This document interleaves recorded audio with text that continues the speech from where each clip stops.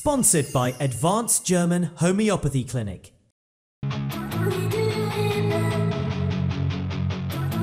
I'm Dr. Manoj Pujar. I am MD Homeopath, Classical Homeopath, Advanced German Homeopathy Clinic, Varicose Ulcer and Diabetic Wound Care Center.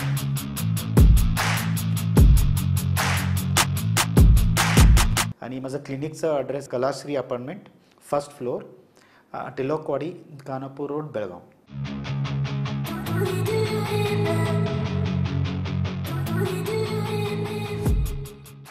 नमस्कार, मी श्वेता अंकले. Tarun Bharat news bulletin मध्ये आपल्या सर्वांचे स्वागत. आता पाहूया ठळक घडामोडी. बेळगाव जिल्हा मध्यवर्ती सहकारी बँकेच्या 4 जागांची मतमोजणी रविवारी पार पडली.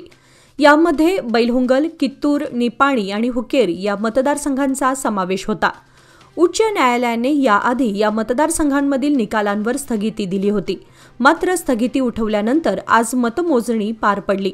या 4ही जागांपैकी बैलहुंगलमधून महांतेश दोडगौडर, कित्तूरमधून नानासाहेब पाटील, निपाणीमधून अण्णासाहेब जोल्ले आणि हुक्केरीमधून रमेश कत्ती हे विजयी झालेत. या निवडणुकीबाबत माहिती देताना प्रांताधिकारी श्रवण नाईक यांनी सांगितले की एकूण 16 जागांपैकी 9 जागांवर यापूर्वीच बिनविरोध निवड झाली होती. उर्वरित 7 जागांपैकी 3 निकाल आधीच जाहीर झाले होते. उर्वरित 4 जागांची आज मतमोजणी पार पडली. या निवडणुकीत जारकीहोळी गट व कत्ती गट यांच्यात चुरस होती. आता जिल्हा मध्यवर्ती बँकेवर जारकीहोळी वर्चस्व स्पष्ट होणार आहे. राज्योत्सव मिरवणुकीदरम्यान शनिवारी रात्री बेळगावमध्ये चाकू हल्ल्याची खळबळजनक घटना घडली. सदाशिवनगरजवळ घडलेल्या या घटनेत 5 तरुण जखमी झाले असून त्यांच्यावर जिल्हा रुग्णालयामध्ये उपचार सुरू आहेत. तर गंभीर अवस्थेत असलेल्या 2 जखमींना खासगी रुग्णालयात हलवण्यात आले. घटनेची माहिती मिळताच पोलीस आयुक्त भूषण बोरसे आणि कायदा व सुव्यवस्था विभागाचे उपायुक्त नारायण भरमणी यांनी सिव्हिल हॉस्पिटलला भेट देऊन जखमींशी संवाद साधला व संपूर्ण घटनेची माहिती घेतली. हल्ल्याचं नेमकं कारण अद्याप स्पष्ट झालं नसलं तरी सीसीटीव्ही फुटेजच्या आधारे तपास सुरू आहे, अशी माहिती पोलीस आयुक्तांनी दिली. राज्योत्सवाच्या मिरवणुकीच्या आनंदात नागरिक हरवले असतानाच मोबाईल चोरट्यांनी मात्र आपला धुमाकूळ सुरू ठेवला. शनिवारी रात्री राणी चन्नम्मा सर्कल परिसरात हजारोंची गर्दी जमली होती. या गर्दीचा फायदा घेत 100हून अधिक नागरिकांचे मोबाईल चोरीला गेले. खडेबाजार पोलीस स्थानकात सुमारे 35 पेक्षा अधिक तक्रारी नोंद झाल्या असून पोलिसांना मोबाईल चोरीच्या या प्रकरणाचा तपास करणं मोठं आव्हान ठरत आहे. गेल्या वर्षीही 150हून अधिक मोबाईल चोरीला गेले होते, तरीही यंदा पुरेशी खबरदारी न घेतल्याचा आरोप नागरिकांकडून होत आहे. डीजेच्या गजरात नाचताना आपला मोबाईल नेमका कुठे आहे याचा विसर पडणाऱ्या नागरिकांची चोरांनी नेमकी संधी साधली. हावेरी, गदगसारख्या जिल्ह्यातून आलेल्या टोळ्यांचा संशय व्यक्त केला जात आहे. पोलीस बंदोबस्त असतानाही चोरीच्या घटनांनी सुरक्षेवर प्रश्नचिन्ह निर्माण केलं आहे. पोलीस प्रशासनाने यावर कठोर उपाययोजना कराव्यात आणि चोरट्यांचा छडा लावून मोबाईल परत मिळवून द्यावेत, अशी मागणी आता सोशल मीडियावरूनही जोर धरत आहे.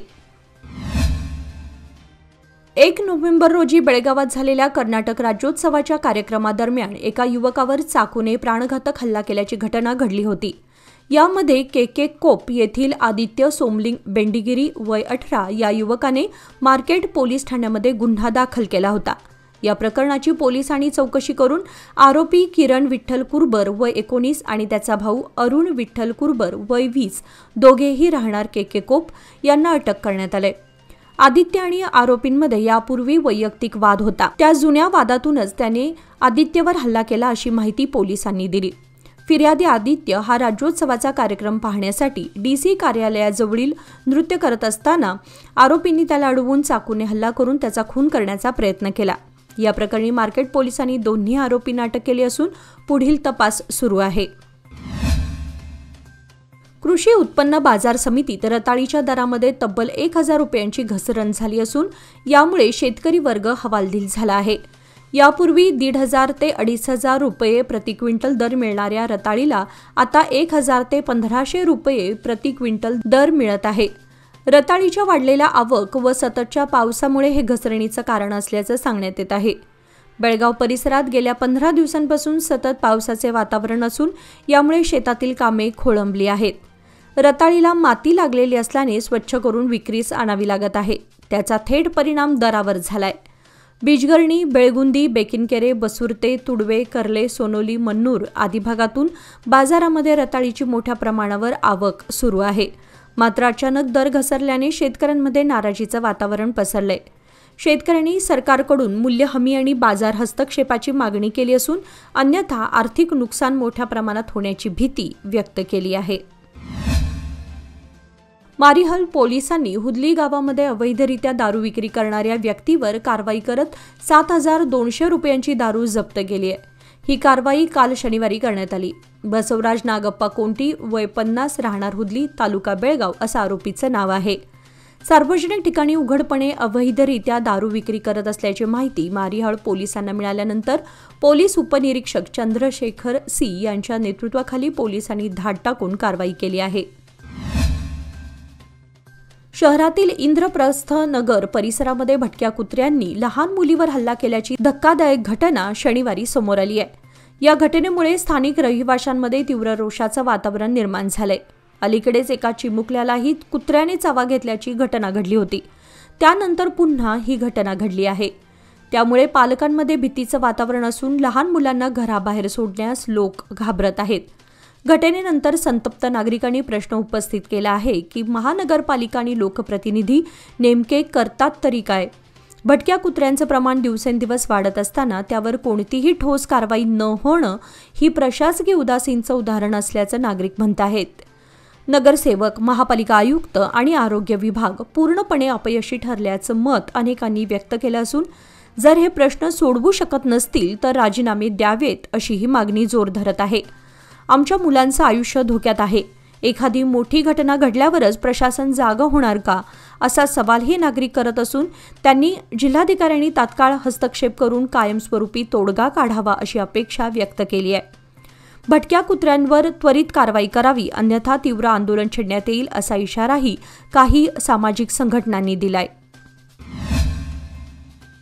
राज्यातील अनेक भागामध्ये परतीच्या पावसानं विश्रांती घेतली असली तरी यंदा नोव्हेंबर महिन्यातही पावसाचं सावट कायम राहण्याची शक्यता भारतीय हवामान विभागाने व्यक्त केली आहे.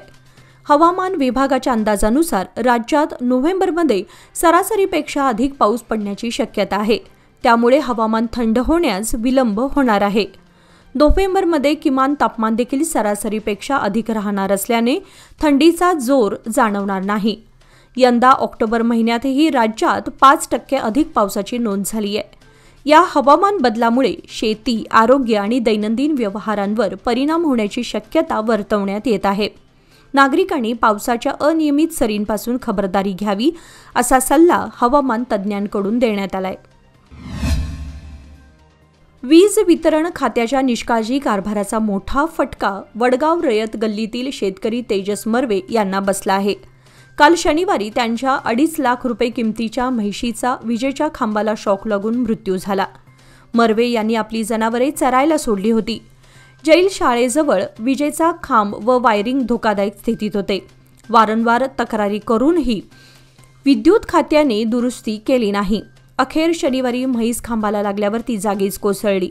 घटनेमध्ये शेतकऱ्याचं मोठं आर्थिक नुकसान झालं असून तो हवालदिल झालाय. घटनेनंतर परिसरात संतापाचं वातावरण पसरलं होतं. तेजस मर्वे आणि ग्रामस्थांनी वीज खात्याकडून नुकसान भरपाई देण्याची मागणी केली आहे. अन्यथा तीव्र आंदोलनाचा इशाराही दिलाय.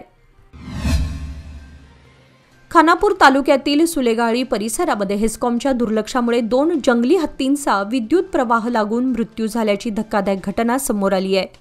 या प्रकारामुळे वन्यजीव प्रेमींमध्ये तीव्र संताप व्यक्त होत असून दोषींवर कठोर कारवाईची मागणी करण्यात येत आहे. घटनेची माहिती अशी की देवराई गावाजवळील शेतकरी गणपती सातेरी गुरव यांच्यासह इतर शेतकऱ्यांची पिके जंगली प्राण्यांपासून वाचवण्यासाठी सौर ऊर्जेवर चालणारे झटका मशीन बसवले होते. मात्र त्या शेतातून जाणारी वीज वाहिनीची तार काही दिवसांपूर्वी तुटलेली आणि जमिनीवर पडलेली होती. स्थानिकांनी वेळोवेळी हेस्कॉमला याबाबत माहिती दिली होती तरीही कोणतीही कार्यवाही करण्यात आली नाही. अन्नाच्या शोधात आलेले 2 जंगली हत्ती रात्री त्या परिसरात भटकत असताना त्यांनी त्या तुटलेल्या विद्युत तारेस स्पर्श केला आणि दोघांचाही जागीच मृत्यू झाला. घटनेची माहिती मिळताच वन विभागाचे अधिकारी घटनास्थळी दाखल झाले. त्यांनी पंचनामा करून मृत हत्तींची तपासणी केली असून अहवाल तयार केला जात आहे. 3 दशके विश्वासाची, 30 वर्षे लोकमान्याची. सादर आहे लोकमान्य आनंदोत्सव निवेश योजना. 30 महिन्यांच्या ठेवीवर 10.50% व्याज. ज्येष्ठ नागरिकांसाठी 0.5% अधिक. अधिक माहितीसाठी आमच्या नजीकच्या शाखेला भेट द्या किंवा कॉल करा 180021245050. लोकमान्य, प्रत्येक पावलावर तुमच्या सोबत. फक्त सभासदांकरिता. नियम व अटी लागू. कर्नाटक सीमा भाग आणि कोल्हापूर जिल्ह्यातील साखरपट्ट्यामध्ये 2025-26 गळीत हंगामासाठी ऊस तोडणीला प्रत्यक्षात सुरुवात झाली आहे. अधिकृत उद्घाटन 1 नोव्हेंबरपासून जरी होणार असलं तरी गेल्या आठवड्यापासून अनेक ठिकाणी शेतकरी ऊस तोडणीसाठी सक्रिय झाले आहेत. यंदा समाधानकारक पावसामुळे भात, मका, भुईमूग यासारखी खरीप पिके बहरली असली तरी काही भागांमध्ये सततच्या पावसाचा ऊस पिकावर परिणाम झाल्याचं पाहायला मिळत आहे. मात्र अनेक भागातील ऊस पूर्णपणे तयार झाला असून पहाटेपासून शेतांमध्ये कोयत्यांचे आवाज घुमू लागलेत. ट्रॉली, ट्रॅक्टर, बैलगाड्यांमधून ऊसाची वाहतूक कारखान्यांकडे सुरू झाली असून ग्रामीण भागामध्ये रोजगाराच्या संधी निर्माण झाल्या आहेत. कारखान्यांनी योग्य दर जाहीर करून शेतकऱ्यांना न्याय द्यावा अशी अपेक्षा कृषी वर्गातून होत आहे. यंदा कार्तिक महिन्यात एकादशी 1 दिवसांवर आली असून त्यानुसार तुळशी विवाहालाही आजपासून सुरुवात झाली आहे. आज रविवारी भागवत एकादशी असून घरोघरी भक्तिभावाने तुळशी विवाह साजरे होणार आहेत. भागवत संप्रदायानुसार उद्या सोमवारपासून तर स्मार्त संप्रदायानुसार रविवारपासून विवाह सोहळे पार पडतील अशी माहिती धर्मतज्ज्ञांनी दिली. तुळशी विवाह केल्यास मुला-मुलींचे विवाह लवकर जुळतात अशी श्रद्धा असल्याने अनेक घरांमध्ये मोठ्या भक्तिभावाने हा सोहळा साजरा केला जातो. चातुर्मासाचा समारोपही याच कालावधीत होत आहे. यंदा चातुर्मासाची सुरुवात आषाढी एकादशी रोजी झाली होती तर कार्तिक एकादशी रोजी त्याचा समारोप होणार आहे. शहरासह परिसरात तुळशी विवाहाची जोरदार तयारी असून धार्मिक वातावरणात भक्तिभावाने या पारंपरिक विधीचे आयोजन केले जात आहे. जिल्ह्यामध्ये यंदा परतीचा पाऊस लांबल्यामुळे अंडी उत्पादनावर प्रतिकूल परिणाम झालाय. हवामानातील सतत बदल व ओलाव्यामुळे अनेक अंडी उत्पादन केंद्रे बंद झाली असून सुरू असलेल्या फार्मवरही अंड्यांचं उत्पादन घटलं आहे. परिणामी मागणी वाढली आणि पुरवठा घटल्याने दरामध्ये सुमारे 25% वाढ झाली आहे.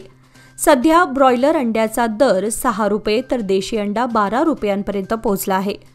विशेष म्हणजे कोरोनानंतर देशी अंड्यांना मागणी लक्षणीयरित्या वाढली आहे. सोनाली, डीपी, ब्लॅक स्ट्रोलॉप यासारख्या जातीच्या कोंबड्यांच्या अंड्यांनाही चांगली मागणी आहे. गोवा येथूनही मोठ्या प्रमाणावर देशी अंड्यांची मागणी होत आहे.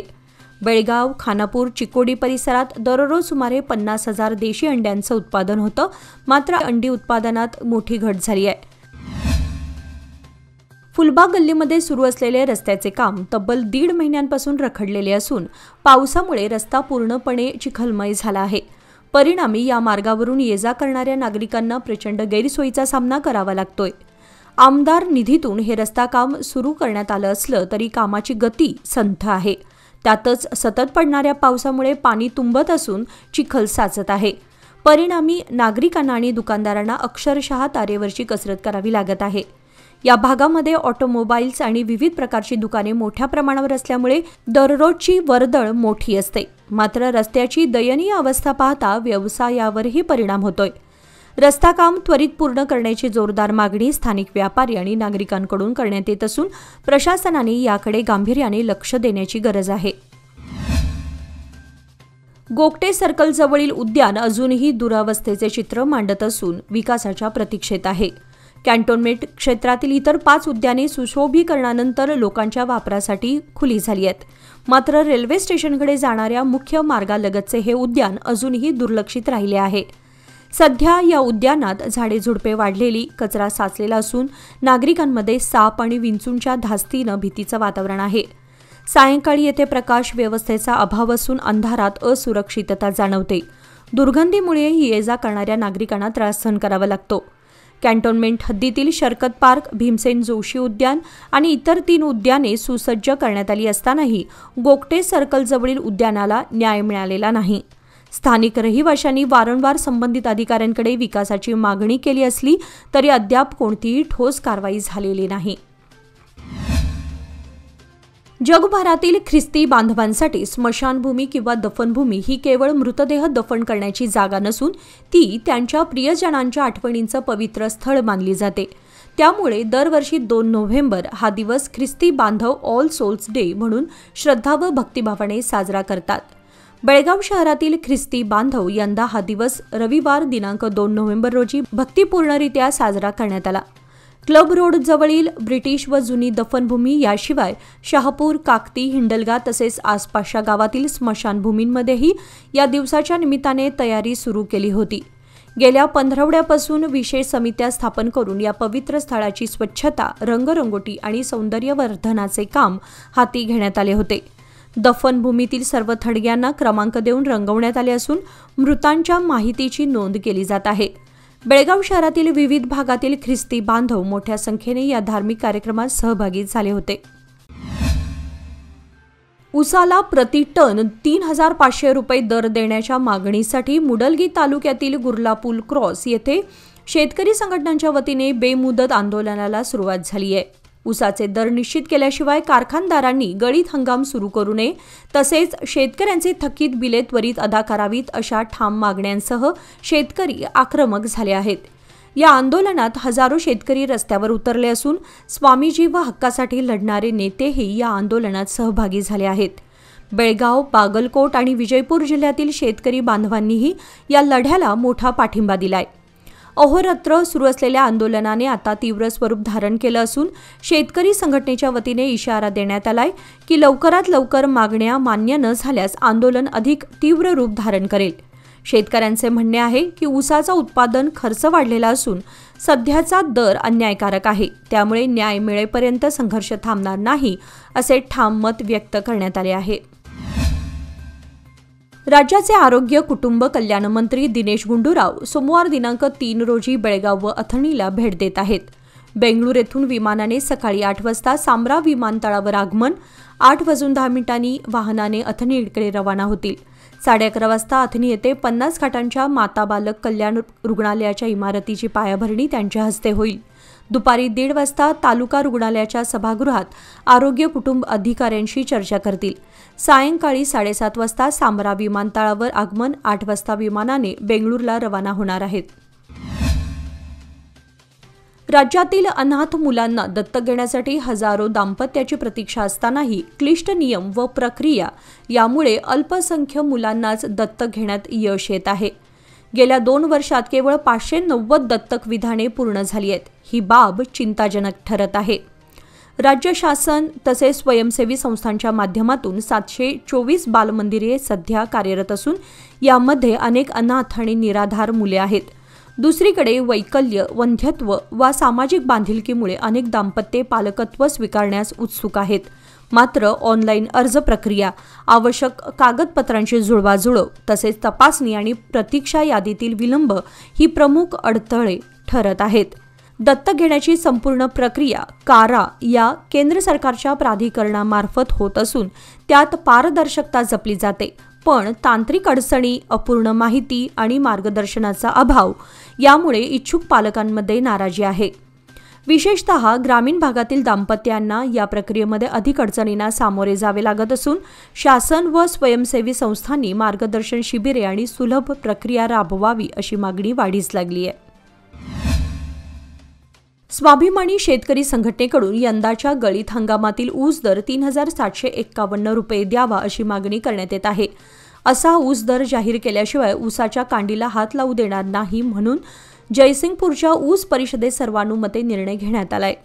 पण महाराष्ट्र आणि कर्नाटकातील कारखानदारांनी ऊस दर जाहीर न करताच कर्नाटक सीमा भागातील शेतकऱ्यांना महाराष्ट्रातील कारखान्यांना ऊस पाठवत असल्याचे निदर्शनास आल्याने शमनेवाडी, बेडकेहाळ सर्कल परिसरात स्वाभिमानी शेतकरी संघटनेच्या कार्यकर्त्यांनी कागल, बिदरी, संताजी घोरपडे, जवाहर, हमीदवाड साखर कारखान्यांकडे जाणारी 14 ऊस वाहतूक करणारे ट्रॅक्टर अडवून घोषणाबाजी देत आंदोलन केले. यावेळी बेडकेहाळ सर्कल येथे स्वाभिमानीचे कार्यकर्ते रस्त्यावर उतरल्याने सीमा भागात ऊस तोड आंदोलन पेटणार असल्याचं चित्र निर्माण झाले. याचबरोबर आजचे बातमीपत्र इथे संपले. अधिक माहिती आणि ताज्या घडामोडींसाठी पाहत रहा तरुण भारत न्यूज चॅनल. तसेच आमच्या चॅनलला लाईक, शेअर आणि सबस्क्राईब करायला विसरू नका. आणि विश्वासार्ह बातम्यांसाठी दररोज वाचा दैनिक तरुण भारत. धन्यवाद.